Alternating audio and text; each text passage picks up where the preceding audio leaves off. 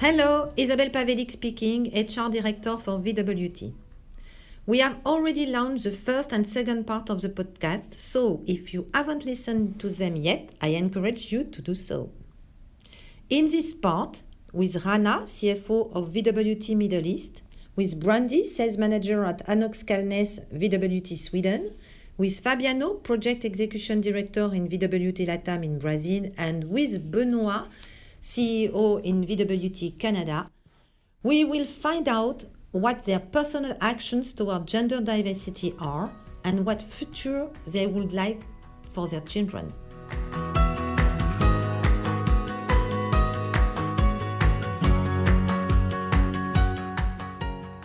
I would like to know, have a more personal vision of your action and your expectation for the future in terms of gender diversity. And I would like to get from your personal point of view, what action or what kind of message do you transfer, do you pass to your children or to the children who are around you, and to the future generation? What can we do so that tomorrow our daughters our daughters will have easier access to position of responsibility? Brandy, do you want to begin? Sure, Isabel, I can start. I don't have any children of my own, but I do have nieces and nephews, and of course many women, young ladies and young women in the organization around me. And I guess it really starts with myself.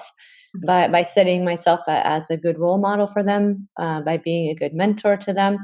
I still consider that I have a lot of career left ahead of me. I don't know if where I plan to go from here, but I hope that I continue to set a good example and to lift them up and to share with them my stories and build up their confidence by giving them opportunities to grow.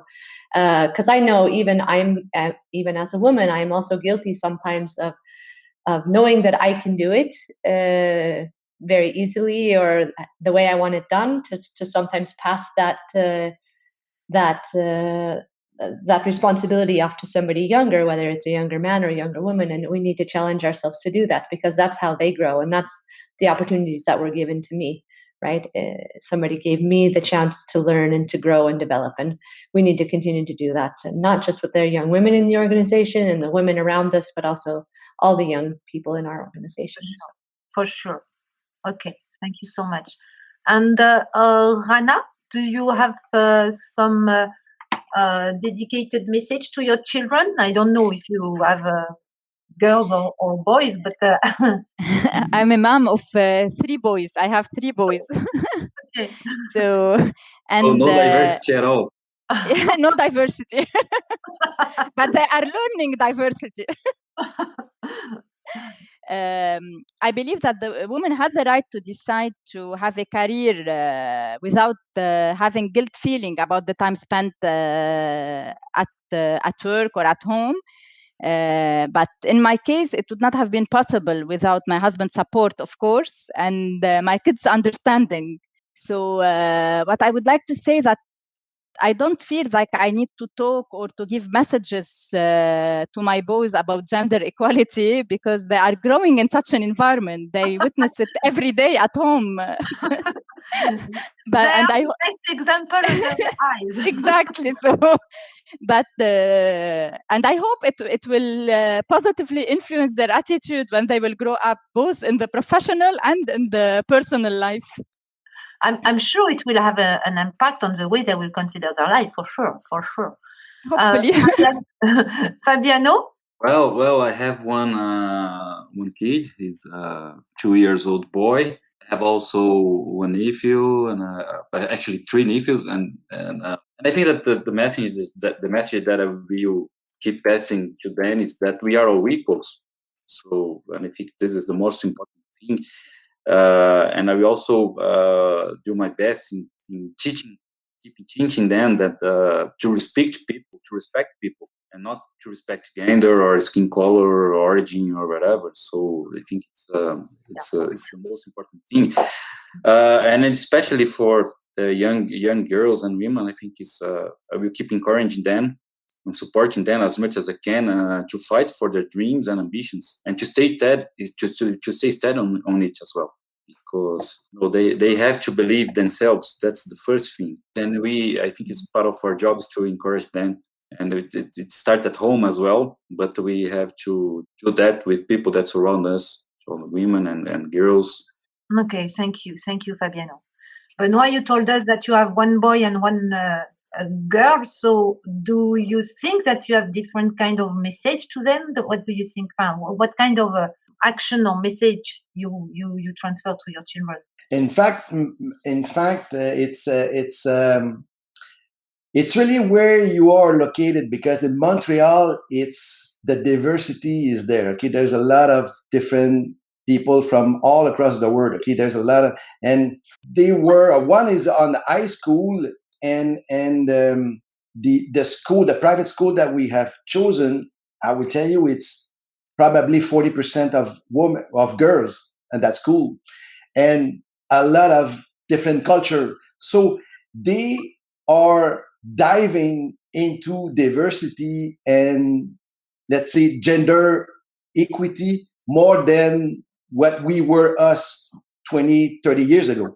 Okay. So I think their awareness is much more growing important. And for them, it's natural. It's not like today we need to talk about that. For them, they don't see any difference between someone that has, let's say, that it's coming from Asia, the other one from France, the other one from Latin America, and a woman, a girl, a man. They don't see. They don't see. You know what? They don't see a lot of difference. I would say it's all part of the same boat. So for me, what I do more, it's really to push them and to try to develop them as much as possible on their strengths and to get their maximum performance. I mean, and to do what they want to do in life. I mean, even though it's a boy and a girl, it's the same. I mean, my message is the same in a way that my daughter, I mean, if she wants to dance or she wants to be an engineer or she wants to be a president of company or whatever, that's for her. I mean, I'm going to push her. I'm going to help her doing that. And this is the same for my boy. Okay. So for me, the message, it's probably because of the location. Montreal is really well diverse. That's maybe in other areas would have been probably different. Yeah. Yeah, it's probably for sure. The location has an impact for sure. But if I come back to your message, I mean, respect, attitude, working, and daring, and to be able to choose, to dare, and to be focused on the choice is key. Whatever, to get this self-confidence and to be sure to win. Actually, whatever you are, a boy or a girl, it is key. Bring this to the young people, and it will help to much more equity. And they could surprise us. I mean, they could surprise us and don't have any perception in your mind knowing that. And as an example, I mean, my boy was, when he was in grade 1, I mean, my son, and he said, hey, I want to be president of the class. Okay. I mean, it's not, I mean, it's not an obligation for you is to do that. Yeah. Well, but in grade 2, say, no, I don't want to do that. And I never thought, and I never talked to my daughter that. For her, it was completely the opposite of my son. She said, me, I don't want only to be the president of the class. I want to be the president of all the grades. Okay, fine. Let's push it. And if I can help you out and I help her to do her own speech in front of the students and so on. You see, that's the thing. It has to come from them, what they want to do, and to help them whatever they want to do. That's the message, probably. Thank you. Thank you. It's a good example and a good message. I'm still convinced that yes, probably when they are young, there is this kind of view, and gender is not so important. I think we should take care for them to keep this point of view, because I think that growing, there are some bias which can arrive, and I would like that no more women feel guilty, as you said, Rana, to have such responsibility. Or if as a woman we feel guilty, I think that our husband should feel as guilty at all at the end. Thank you once again. Thank you to share so openly on your life. Actually, my last question is as you know, as a part of the Choose to Challenge action for the Women's Rights Day, VVT employee have personally committed themselves to action in favor of gender equality. So, what is your personal commitment you are making to get the lines moving? What kind of personal commitment you can take right now, just to say, okay, I will do this in order to make the lines moving a little bit. The last question is the trickiest one, huh, Isabella? Yeah. Now, I will commit. I will say that I will commit to continue to developing the young women in the team here at Anox Kalnes, and also to try to bring as much visibility as I can to our particular organization, our particular BU here in the south of Sweden, because we have such great diversity, not just across gender, but across cultural roles as well. And I think that we see a high value in that. And the more that we can spread the news about that, I think more people will learn from that great lesson. Benoit, you told a little bit, but can you resume what is your personal commitment? But I mean, one thing that I was thinking at the same time, I think that when we're gonna do our ecos, I think we need to highlight the potential of the women that we have already in the organization, in my organization, and try to see, can we give them probably more tools, or can we follow up better with them if they have the ambition to grow in the company.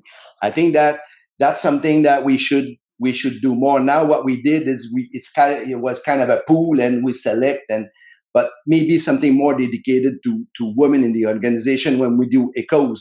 That's one thing. Probably the second thing that we can do, that we can commit, but now it's going to be a little bit different, but because of the crisis, the pandemic crisis. But usually when we're talking about pipeline and we're talking about recruitment based on university, as for example, is usually we have a booth there.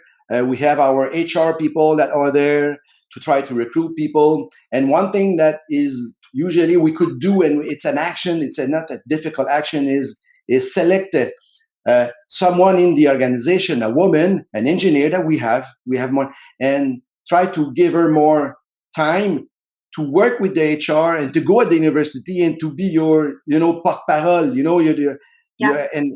and I think that's going to attract probably more people, something that we can do like that. And I really like when I went to the website on the University of Montreal about the portraits of honoring women. I think that we should do that, and I think I'm gonna do one or two in 2 weeks.